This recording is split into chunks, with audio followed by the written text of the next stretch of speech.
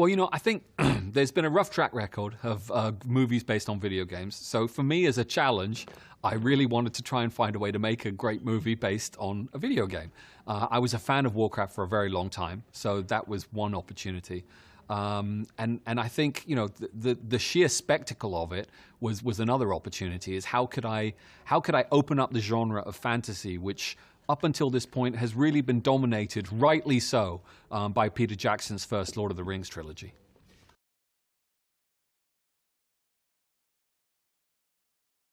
I used to play another massively multiplayer online game called Ultima Online, and when I used to run a guild for it, bit of, you know, nerd.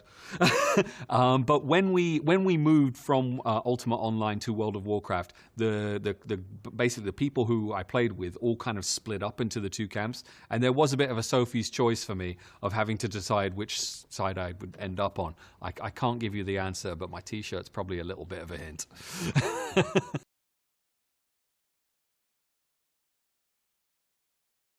Yeah, absolutely. You know, wherever I could, there's obviously lots of Easter eggs in the movie.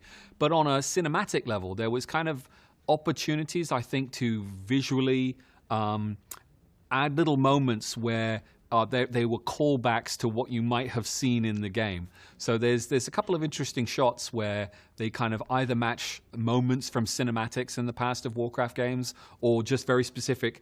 There's something called an isometric camera position, which is how a lot of the old real-time strategy games were portrayed. So we do a shot like that in the movie.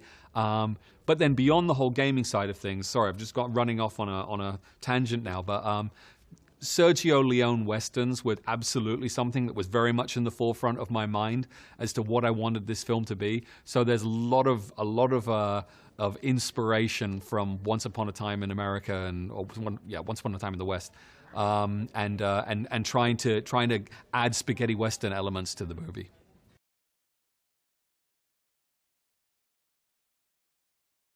Yeah, I mean, you know, if we're very lucky and people enjoy this movie, we would love to do another one, and you know, and then another one after that. Certainly a trilogy. I feel like we have made a self-contained movie, but at the same time, there are definitely threads there that would allow us to go a little bit further with the story. There's actually a surprising amount of families in this movie, on the orc side and on the human side. And we set up some tensions and some dynamics with those families that lend themselves to going just a little bit further with the story.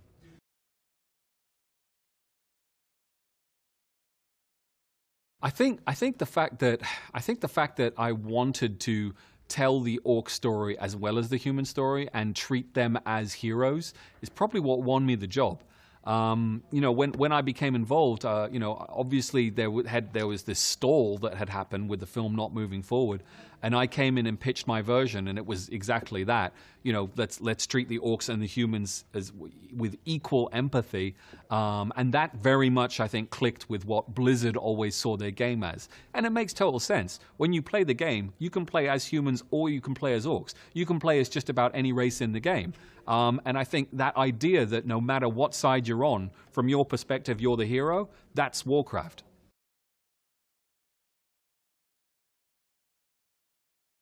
Sam Bell.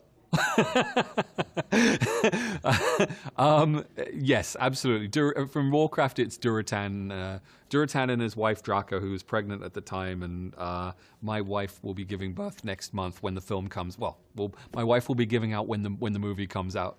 So it's a crazy, strange synchronicity. But I love Durotan and Draco's relationship.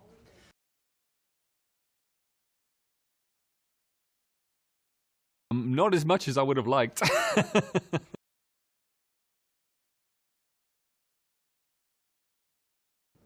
There's certainly something I would like to take home, and you know what? It's not a spoiler, but it adds an unwanted spotlight to a part of the film until the film comes out. But there's certainly a very specific prop that I would love to get hold of.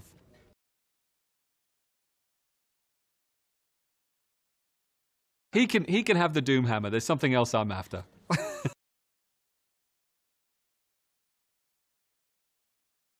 It is, and it's interesting because it was totally unintentional, but there was an amusing self-segregation that went on in the cast between our orc cast and our human cast.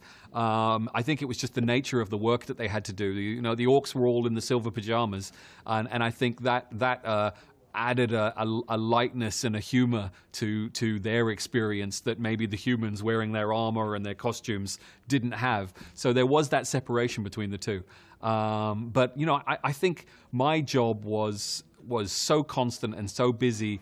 It really was just about consistently and constantly letting the cast understand and see what the vision was for the final product. Understanding the characters, but also understanding the environments. Fortunately, we were able to build an awful lot of very large live-action sets. So for most of the time, the cast were really kind of felt like they were there.